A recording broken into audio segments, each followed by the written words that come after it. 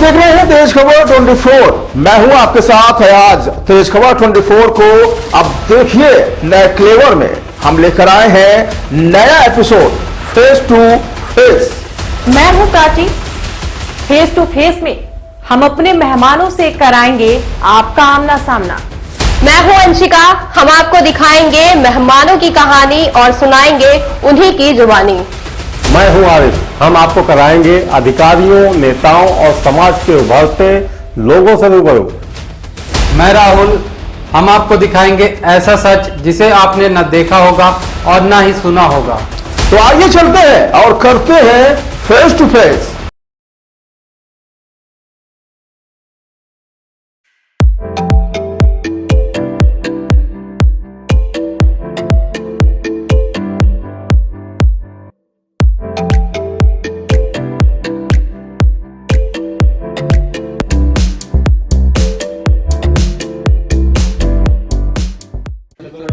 Hello friends, Tez Khabar 24 से मैं हूं आपकी होस्ट प्राची पांडे।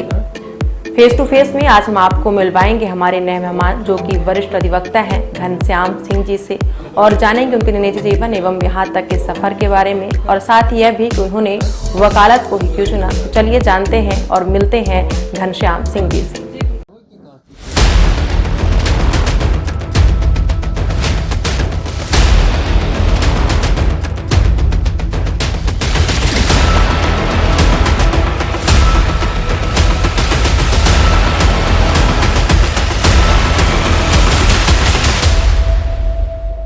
सबसे पहले तेज खबर 24 फेस टू फेस में आपका बहुत बहुत स्वागत है। धन्यवाद। आप हमारे दर्शकों को अपने बारे में बताएं। आपका जन्म कहाँ हुआ, आपकी शिक्षा दीक्षा कहाँ से हुई? मेरा जन्म 16 अक्टूबर 1933 में कृपालपुर का एक गांव है नीमी, वहाँ पर मेरा जन्म हुआ। और मैं जो है परमहर सिंह, अमर शहीद परमहर सिंह, वो मेरे बबेरे भाई हैं। वहीं के कृपालपुर का मैं भी हूँ, कृपालपुर के वो भी। और इसके पहले 1857 में मेरे परबब्बा धीर सिंह, बघेला धीर सिंह, वहाँ फाग गाया जाता हमारी तरफ, लाहौर को निकरगा, तो धीरा सिंह बघेला। तो धीर सिंह ने यहाँ पर विद्रोह किया था रघुराज सिंह के पक्ष में, महाराज विश्वनाथ सिंह के खिलाफ, क्योंकि महाराज विश्वनाथ सिंह बहुत एजेड हो गए थे और रघुराज सिंह भी बहुत एजेड हो गए थे, पर उनको थ्रोन नहीं मिल रहा था क्योंकि उनके बाप जीवित थे। तो उनके साथियों ने एक विद्रोह कर दिया। तो विद्रोह कर दिया तो फिर उनको महाराज विश्वनाथ सिंह ने बुलवाया और उनको यहाँ से एक्सटर्नमेंट कर दिया। तो यहाँ देसी भाषा में उसको कहते थे जला वतन कर दिया। तो एक 15, 20, 25 जो युवक थे, धीर सिंह थे, रामपुर बघेलान के थे, शहबाज सिंह थे, पंजाब सिंह रायपुर करचुलियान के थे। धीर सिंह बाबा की जो पत्नी थी उनको लाहौर मम्मा कहते थे लोग, तो उनसे चिट्ठियाँ ले गए थे।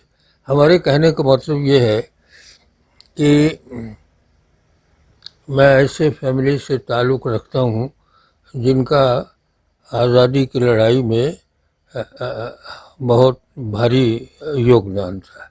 पढ़ाई में माधवगढ़ जो है वहाँ पर पढ़ाई किया। फिर 9वां और 10वां ये वेंकट हाई स्कूल सतना से मैंने किया, और 11 से मैंने फर्स्ट ईयर से और ला तक पूरी पढ़ाई पहले मैंने दरबार कॉलेज में किया। दरबार कॉलेज 57 तक दरबार कॉलेज रहा। 57 में सेनेटरी सेलिब्रेशन जो हुआ इसका 1857 का, जिसका नाम रख दिया गया ठाकुर रमन सिंह महाविद्यालय। मैं छोटे मोटे पवाईदार के घर में मैं पैदा हुआ है।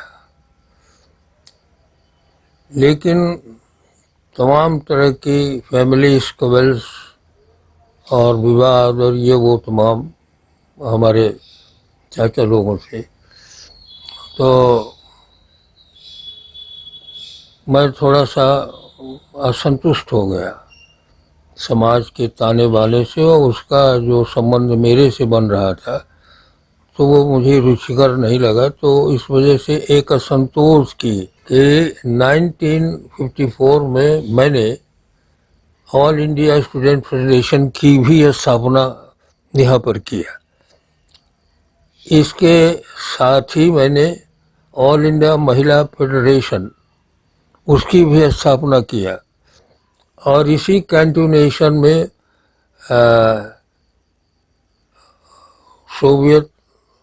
भारत सोवियत मैत्री संघ और वर्ल्ड पीस काउंसिल, इसकी यूनिट जो है हमने यहाँ पर करते थे।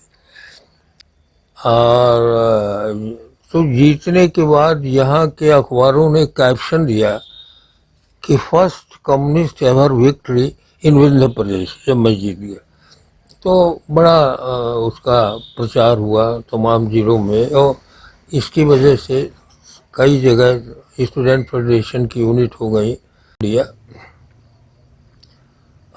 इसी के आसपास जब मैं बाहर आ गया तो कॉलेज के, तो स्टूडेंट फेडरेशन की राजनीति को छोड़ करके धीरे धीरे किसानों की, क्योंकि यहाँ पर कोई ट्रेड यूनियन, कोई इंडस्ट्री नहीं थी। सतना में एक सीमेंट की फैक्ट्री थी, रीवा में कोई इंडस्ट्री नहीं थी। तो अब भाई तो खेत मजदूर हैं और किसान हैं, इन्हीं के बीच में काम करना है। तो फिर सबसे पहला आंदोलन हम लोगों ने, हमारे साथी थे गंगा सिंह, वो भी बाहर से आए हुए थे, तो वो 58 या 59 में वो कम्युनिस्ट पार्टी के मेंबर हो गए। और फिर धीरे धीरे तो पहला एक तालाब था चौथा तहसील में, वहाँ पर हम लोगों ने आंदोलन। सर, आप पहले से ही वकील बनना चाहते थे बचपन से, या फिर बाद में विचार आया, या फिर आपके माता पिता चाहते थे कि आप वकील बने? मेरे मन में था कि मैं होल टाइमर होकर के कम्युनिस्ट पार्टी का काम करूंगा, लेकिन मैं अपने भोजन की व्यवस्था चंदा मांग करके नहीं करूंगा। हमारे साथी लोग गरीब थे, तो कई मरतबा वो हमने कहा तो हमने ये सोचा कि भाई ये वकालत है, तो पास तो हो ही गया था, तो हमने सोचा वकालत करेंगे, थोड़ा बहुत वकालत करके पूरा वक्त जो है कम्युनिस्ट पार्टी को देंगे। तो ये तो मैंने किया, लेकिन वकालत मेरी न जाने क्यों चल गई।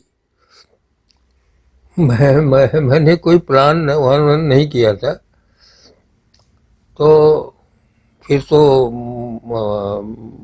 सब तरह के केस किए मैंने, सिविल भी किए 18 साल तक, रेवेन्यू भी किए। फिर 17-18 साल से मैंने सिविल रेवेन्यू बंद कर दिया।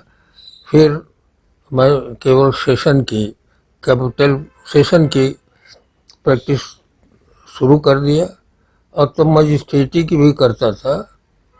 तो कुछ दिनों के बाद करीब 40 साल से मैंने मजिस्ट्रेट के कोर्ट में जाना भी बंद कर दिया। कोई इस वजह से नहीं कि इन्फीरियर कोर्ट हैं, इस वजह से कि हमारे पास सेशन के बहुत ज़्यादा केस हो गए, तो मैं दोनों जगह नहीं कर सकता। तो वकालत किया, जो कुछ हूँ आप लोगों के सामने हूँ। तो अब वो चल गई तो चल गई। आपके परिवार में आपसे पहले भी कोई इस क्षेत्र में था, या फिर जिससे आपको प्रेरणा मिली, आप पहले व्यक्ति हैं? हमारे परिवार में, हमारा जो लार्जर परिवार था उसमें वकील थे स्वर्गीय चक्रधर सिंह जी,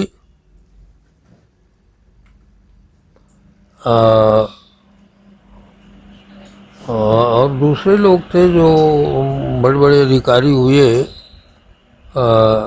2 लोग हमारे परिवार के थे, सत्येंद्र सिंह जी थे मुरार के, वो हमारे भाई सगे भाई बाबा के परिवार के हैं। तो बोर्ड ऑफ रेवेन्यू के सेक्रेटरी थे IAS होकर। शंकरधर सिंह परमहर सिंह के सगे भाई, वो एक्साइज कमिश्नर होकर रिटायर हुए। हमारे कई भाई भतीजे जो हैं मिलिट्री में हैं। हमारे एक चाचा के सगे चाचा के तो इंजीनियर थे और एक तो डीएससी होकर के रिटायर हुए। लाल, हाँ, 2 बार आपने पूछा नहीं पर मैं बता दे रहा हूँ कि जब मैं पढ़ रहा था तो मैंने 7 कॉन्स्टिट्यूंसी में 1962 में 7 कॉन्स्टिट्यूंसी में विंध्य प्रदेश के कम्युनिस्ट पार्टी को पहली मर्तबा इलेक्टोरल संसार में दाखिल करवाया। मेरे 7 कैंडिडेट लड़े और उनके खिलाफ भी चुनाव लड़वाया, जो बाद में मेरे परम मित्र बने स्वर्गीय अर्जुन सिंह जी। मेरा साहित्यिक जीवन भी बड़ा लंबा रहा है। मैं जब पढ़ रहा था तब से तो मेरी 23 हिंदी की कहानियाँ, 23 प्रोमिनेंट जो मैगजीन हिंदी की थी, जैसे साहित्यकार महादेवी जी निकालती थी, हीराचंद जोशी निकालते थे, उसके एडिटर थे, और कहानी और नई कहानियाँ, ये उस डिकेड के उसमें यही कल्पना थी एक, जो बेगम बाजार हैदराबाद से निकलती थी। तो उसमें इन मैगजीनों में 23 मेरी कहानियाँ छपी और एक मेरी कहानी को 1956 में जो ऑल इंडिया साहित्यकार सम्मेलन इलाहाबाद में हुआ, कमलेश्वर और मार्कंडेय जी ने उसको ऑर्गेनाइज किया था। हिंदुस्तान के हर भाषा के कथाकार कवि जो हैं उस सम्मेलन में शरीक हुए थे, विदेशी रिप्रेजेंटेटिव भी आए थे। ये सब थे, प्रेमचंद जी के लड़के अमृतराज से लेकर के यशपाल जैन और फणीश्वरनाथ रेणु और मन्नू भंडारी, राजेंद्र यादव और ये सारे के सारे लोग, डॉक्टर नामवर सिंह साहित्यकार, आलोचक, ये तमाम बहुत बड़ा, उससे बड़ा सम्मेलन मैं समझता हूँ कि आज तक हुआ नहीं। तो हमको वहाँ पर बुलाया गया। तो वहाँ पर जब कहानी की गोष्ठी हो रही थी तब तक मेरी एक कहानी, मेरा अन्य किसी से कोई परिचय नहीं था ऑल इंडिया के, जो मैं पहली मरतबा वहाँ पर गया था। उसके पहले मेरी एक कहानी दूध नाम की, जो माता के प्रेम की, अपने मुंह से तो हम उसकी तारीफ नहीं कर सकते, लेकिन कल्पना जहाँ समीक्षा आई थी उन्होंने यह कही थी पैसनी माँ का कि इतनी सुंदर कथा उपलब्ध नहीं है। उस कहानी को माने जब चर्चा हो रही थी, कहानी का कमीशन गोष्ठी हो रही थी, यशपाल जैन का नाम आपने सुना होगा, ये क्रांतिकारी भी थे, भगत सिंह और ये वो उनके साथी थे। फिर इसके बाद उन्होंने विप्लव नाम से एक प्रकाशन स्थापित किया। अब बहुत सारी कथा, बहुत सारी उपन्यास और बड़े मूर्धन्य उन्होंने लिखा, बड़ा नाम था उनका, is now no more. He was presiding over. तो वहाँ पर जब ये चर्चा चली तो उन्होंने ये कहा कि इस वर्ष की सबसे श्रेष्ठ कहानी कोई घनश्याम सिंह है, उनकी कहानी दूध है। मैं एक आलेख लिख रहा हूँ तो लिखता हूँ, फाड़ देता हूँ, लिखता हूँ, फाड़ देता हूँ, फाइनल जो है 2-4-6 दिन में वो पूरा हो जाएगा, उसको भेजेंगे प्रकाशित होने। तो यही मेरी आत्मकथा है। कि वकालत के दौरान कोई ऐसा केस जो आपको अंदर से झकझोर दिया हो, हमारे दर्शकों के साथ शेयर कर सके। मेरे अचीवमेंट के तो बहुत बहुत केसेस हैं जिसमें मैंने मुलजमान छूटे हैं। कपिल देव सिंह का केस मालूम है आपको? 10 साल तक वो केस चला और उसमें कपिलदेव सिंह की तरफ से मैं ही था और बहुत ज़्यादा उसमें लोग उनके खिलाफ पैरोकारी कर रहे थे, ये कर रहे थे, वो कर रहे थे। It was one of the toughest cases of my life. तो वो केस मैंने लड़ा एंड अंततोगत्वा वो बरी हो गए। वो हारने का जहाँ तक कन्विक्शन का सवाल है, अभी अभी वो ये जो बैठी हुई है अरुणा, एक रोहित पटेल जो जूनियर इंजीनियर थे एमपीवी में, तो वो वहाँ पर एमपीवी की कॉलोनी में सतना में रहते थे। ड्यूटी करने के लिए रीवा आते थे और रीवा से लौट के सतना जाते। तो उनके ऊपर मर्डर का चार्ज लगा दिया गया।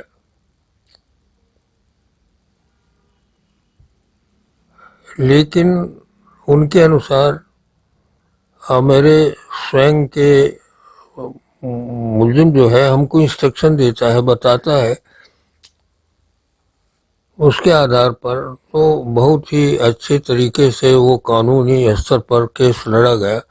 लेकिन इत्तेफाक आप कहिए या दुर्भाग्य कहिए, he was only 38 years of age. और मेरा ये कहना है, अभी भी ये कहना है कि he has not committed that crime, लेकिन उसको सेशन कोर्ट से सजा पड़ गई आजीवन कारावास की। चलती है तो कहीं ना कहीं जो आसपास के जिले के लोग हैं उनको काफी सुविधाएं होंगी, तो उस पर आपके क्या विचार हैं? ये सवाल तो बड़ा मूर्धन्य सवाल है, क्योंकि जब से 3 या 4 बड़े भारी आंदोलन अधिवक्ताओं के और जनता को मिला करके, जनता को शामिल करके, एसोसिएशन, मर्चेंट एसोसिएशन, तमाम डिफरेंट एसोसिएशन, अधिवक्ता संघ के लीडरशिप में खंडपीठ रीवा में स्थापित होने के बारे में हम लोगों ने बड़ा जुझारू संघर्ष किया है।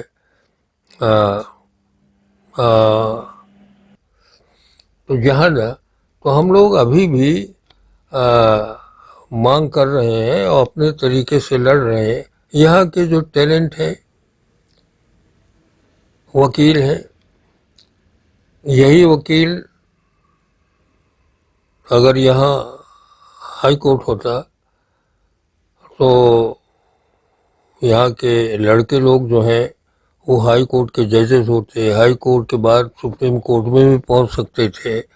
और दूसरी चीज़ यह है कि बड़े एमिनेंट लॉयर यहाँ पैदा होते राष्ट्रीय स्तर के, जिनकी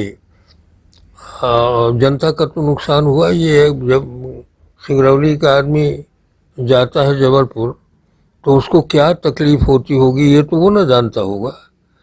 कि कई तरह के लोग जाते हैं कि अंगौछी में रोटी बांध के जाते हैं, उनका वो केस लगवाना है, ये तारीख पेशी है, वकील साहब से मिलना है। वो जो कॉल है, वो जो विचार है, हाई कोर्ट के स्तर तक क्यों नहीं आता? अगर एडीजी की कोर्ट आप सुलभ न्याय के लिए जगह जगह मजिस्ट्रेट की कोर्ट खोल सकते हैं, तो चौथा सर्किट कोर्ट रीवा में क्यों नहीं कर सकते हैं? लेकिन व्यक्तिगत एस्टिमेशन में चाहे जिस पार्टी का हो, मैं कभी ये माने उसका अनादर नहीं करता हूँ। व्यक्ति के पैमाने पर मैं जो वो डिजर्व करता है जितनी रिस्पेक्ट, उस तरह से मिलता हूँ। व्यक्ति से मैं लड़ता नहीं। व्यक्ति में खाली एक ही से मेरी लड़ाई हुई है, वो है श्रीनिवास तिवारी। और उनकी जितनी कानूनी और पॉलिटिकल लड़ाई, उसको हम ही लोग जो हैं उसको यहीं से करते थे। उसमें बहुत सारे लोग शामिल थे, हम थे, गिरीश थे, नागेंद्र सिंह थे, चंद्रमणि थे, बृहस्पति सिंह थे और दूसरे लोग थे, ज्ञानेंद्र सिंह थे। तो ये सब लोग मिल करके उनके खिलाफ चार्टर हम लोगों ने बनाया था भ्रष्टाचार का, कि ये अब पॉलिटिकल इधर से उधर नहीं हो रहा। हाई कोर्ट या सुप्रीम कोर्ट से जब इनके विरुद्ध कोई ऑब्जर्वेशन हो जाएगा तो politically he will be weak, और जब ये वीक हो जाए तो इनसे लड़ना हम लोगों के लिए सहज हो जाएगा। तो बहुत दूर तक लड़ाई लड़ी, सुप्रीम कोर्ट तक लड़ाई लड़वाई, फिर हाई कोर्ट में मामला आ गया। तो उनसे तो थोड़ा व्यक्तिगत खुन्नस, गाली गुप्ता फिर भी नहीं। तेज खबर 24 फेस टू फेस को आपने अपना व्यस्तम समय दिया, उसके लिए आपका बहुत बहुत धन्यवाद। अरे थैंक यू। वैसे आपने, you are so kind and cooperative, कि आपने एक ऐसे व्यक्ति का, मुझे चिरकुटिया संघ का अध्यक्ष होना चाहिए था, एक चिरकुट व्यक्ति का आपने इंटरव्यू ले लिया। I am very very grateful to and to your team and to your friends.